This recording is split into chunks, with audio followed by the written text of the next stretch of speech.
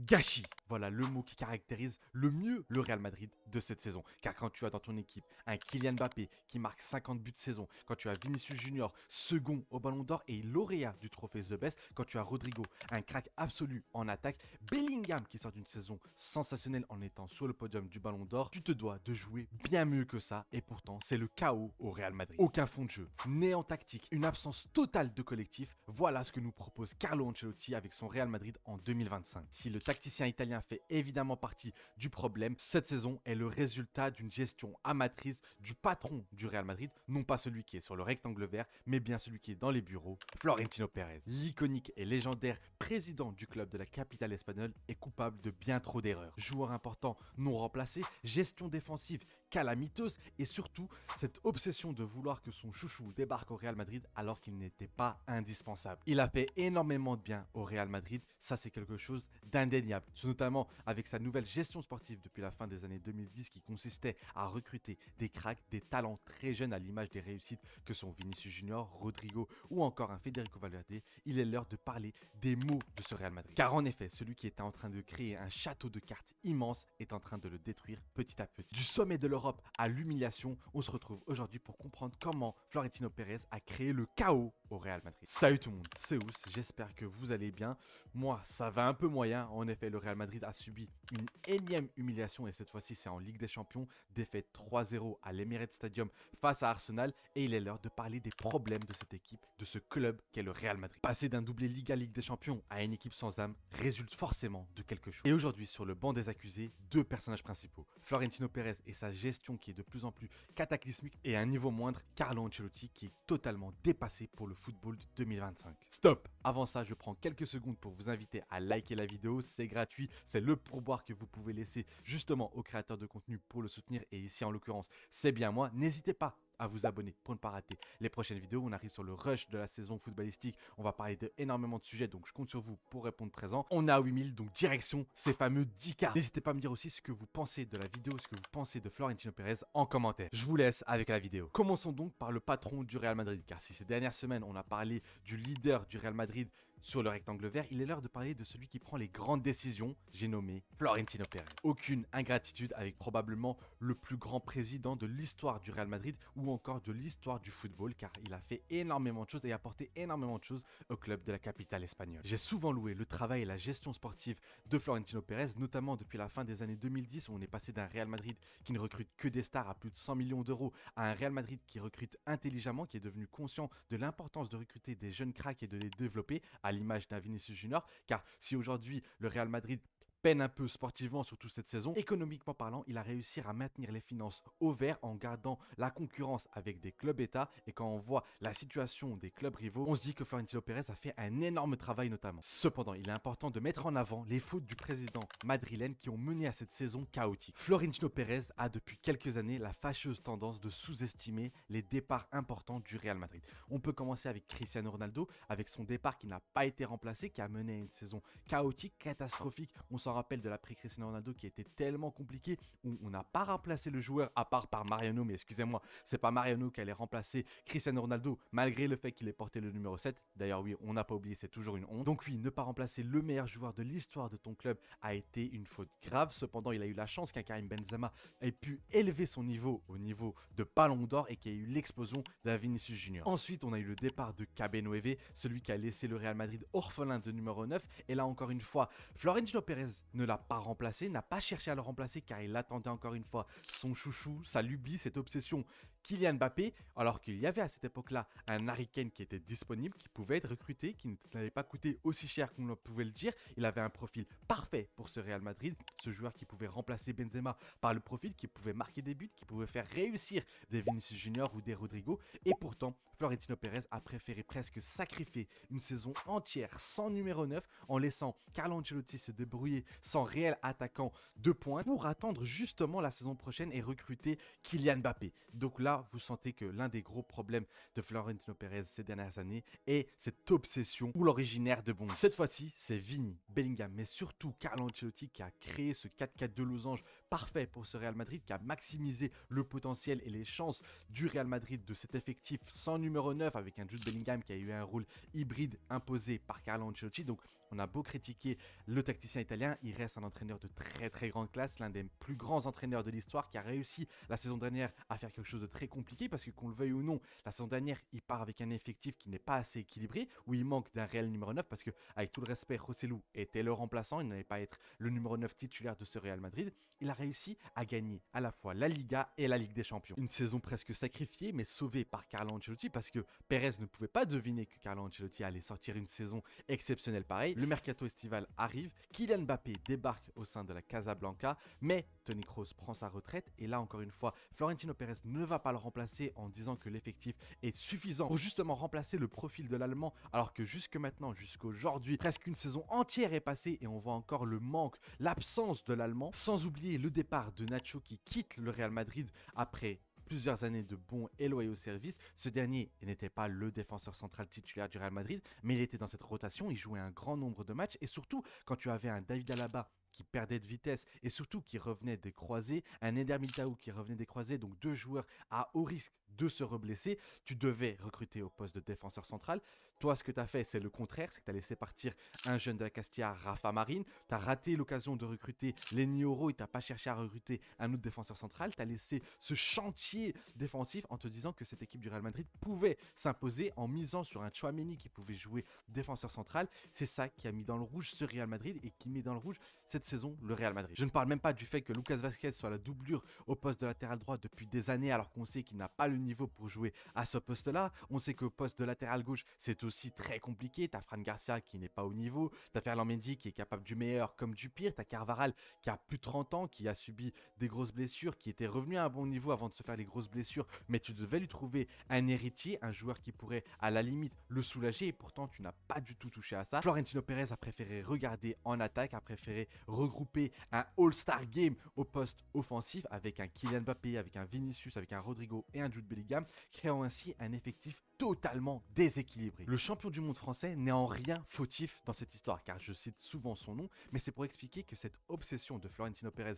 pour l'originaire de Bondy a créé du mal au Real Madrid, a créé du chaos, parce que la venue du joueur français n'était pas la bienvenue, non pas par sa personnalité, mais plus pour son profil. En effet, c'est un joueur qui jouait sur le côté gauche, à l'image d'un Vinicius qui était en train d'exploser, qui a fait une saison littéralement de ballon d'or, une saison de patron, où le Real Madrid a brillé. Le Real Madrid avait seulement besoin d'un numéro 9, d'un réel numéro 9 qui sera là pour faire jouer à la fois les ailiers que sont Vinicius et Rodrigo, mais aussi capable de marquer des buts. Ce profil était parfait il y a quelques années, c'était Harry Kane. Pourtant, Florentino Pérez était omnibulé par Kylian Mbappé. Il voulait le recruter. Et cette obsession était compréhensible avant 2022, c'est-à-dire avant l'évolution, avant l'incroyable explosion de Vinicius Junior. Mais quand il a explosé sur la scène européenne, sur la scène mondiale, tu n'avais plus besoin d'un Kylian Mbappé, surtout que ce dernier avait refusé de venir en 2022 où c'était là qu'on avait besoin de lui, c'était là qu'il allait pouvoir combiner, pouvoir jouer avec un Karim Benzema. L'été dernier, Kylian Mbappé n'était déjà plus nécessaire au Real Madrid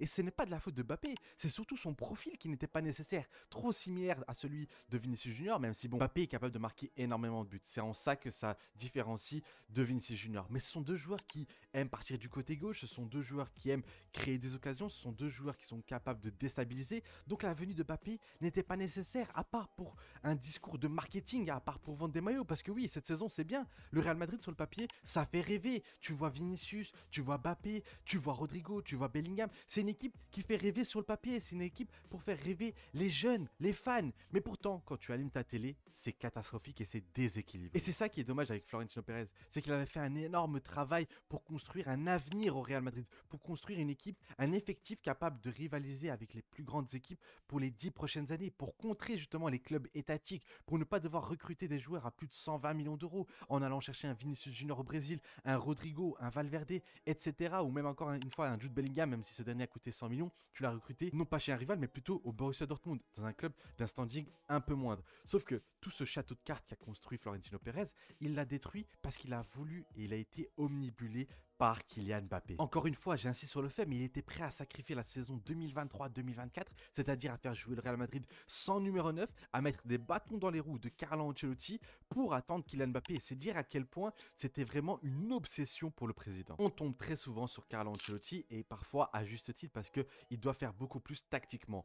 Mais attention, le déséquilibre des 4 fantastiques, c'est au crédit de Florentino Pérez. La pénurie en défense, le fait de ne pas avoir recruté au poste de défenseur central, le fait de ne pas avoir recruté une doublure à droite, le fait de devoir compter sur un David Alaba et sur un Militao qui revenait des croisés, c'est aussi à mettre au crédit de Florentino Pérez. Les erreurs de Florentino Pérez ont coûté très cher à ce Real Madrid malgré tout le bien qu'il a apporté encore une fois, c'est-à-dire les cracks qu'il est allé chercher, cette volonté d'apporter des joueurs en fin de contrat pour ne pas payer d'indemnisation aux clubs rivaux, pour ne pas renfouler les caisses justement des clubs rivaux. Tout ça, c'était bien, sauf qu'une obsession a fait que Florentino Pérez a presque détruit ce qu'il a créé et aujourd'hui, on se retrouve avec un Real Madrid qui se fait humilier grand match après grand match. Les erreurs de Pérez ont coûté cher, mais maintenant il est l'heure de parler de son adjoint, de celui qui fait les autres erreurs, celui qui doit faire beaucoup mieux avec cet effectif, c'est monsieur Carlo Ancelotti. L'entraîneur le plus titré du Real Madrid vit une saison très compliquée et chaotique, que ce soit d'un point de vue de résultats, où il a perdu un grand nombre de matchs,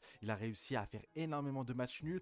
Dans les grandes rencontres, l'équipe est totalement mystifiée. C'est une équipe qui est totalement à l'ouest, qui n'arrive pas à vaincre les grandes équipes et qui, en plus, dans le jeu, montre rien du tout. C'est vraiment un néant tactique, un vide intersidéral. L'Italien n'a jamais réellement produit un football esthétiquement fort ou très alléchant. C'est un entraîneur qui a été capable de maximiser le potentiel de son effectif afin d'être très efficace, ce qui était le cas la saison dernière. Que vous le vouliez ou non, la saison dernière, le Real Madrid de Carlo Ancelotti pratiquait un bon football. Beaucoup encore font l'erreur entre le beau et le bon football. Car du bon football peut être pratiqué sans que ça soit forcément joli et que ce soit carrément même moche. Et en effet, la saison dernière, il y avait un bon football. Car il y avait un réel plan de jeu qui était respecté par les joueurs avec ce fameux 4-4-2 losange où tu avais un milieu très dense, tu avais une défense très solide et tu avais deux attaquants qui étaient très libres avec sans oublier Jude Bellingham au poste de numéro 10, hybride numéro 9. On avait un bloc équipe qui défendait courageusement tous ensemble et qui se projetait très rapidement en transition rapide. Cette tactique te rendait impitoyable dans les grands matchs car tu subissais, tu souffrais et presque je dirais que c'était l'une des tactiques du Real Madrid, c'était d'accepter de souffrir,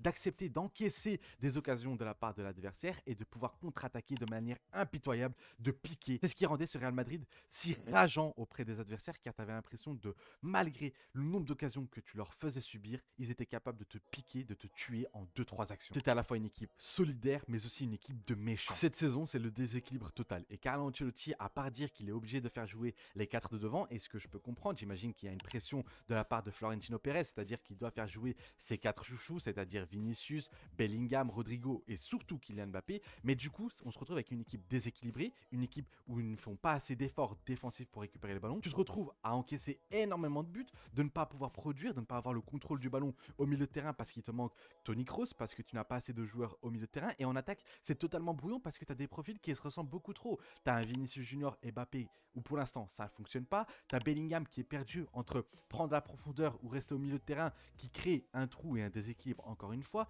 Tu as un Rodrigo qui est sur son côté droit qui fait de son mieux. Et Carlo Ancelotti le dit lui-même après la défaite face à Arsenal, cette équipe ne sait plus jouer de manière compacte. Ce n'est plus un bloc équipe. Donner de la liberté à ses joueurs, c'est bien, mais là il faut des consignes parce que c'est le néant offensif, c'est le néant en défense et au milieu de terrain il n'y a aucune construction, aucune animation de jeu, aucune structure dans cette équipe. Cette équipe est vraiment la street, ce qui était l'une des forces du Real Madrid il y a quelques années. Aujourd'hui, quand tu joues face à une équipe qui s'est pressée, comme l'Arsenal, comme le Barça, comme Liverpool, une équipe qui est en place, qui a des vrais projets de jeu, tu vois directement les limites du jeu de Carlo Ancelotti. Les sorties de balles sont cata, le pressing est presque inexistant et le milieu de terrain est mauvais. De plus, la force de ce Real Madrid qui consistait à être très bon dans les grands matchs a disparu, devenant même très risible dans les grandes rencontres. Carlo Ancelotti a perdu son groupe et ses limites tactiques font qu'aujourd'hui, il doit partir. Le Real Madrid a besoin d'aujourd'hui un entraîneur qui apporte un plan de jeu. Bonjour Xabi Alonso, j'en ai déjà fait une vidéo pour ceux que ça intéresse de comment j'imagine le Real Madrid sous Xabi Alonso, mais clairement, ils ont besoin d'un entraîneur qui apporte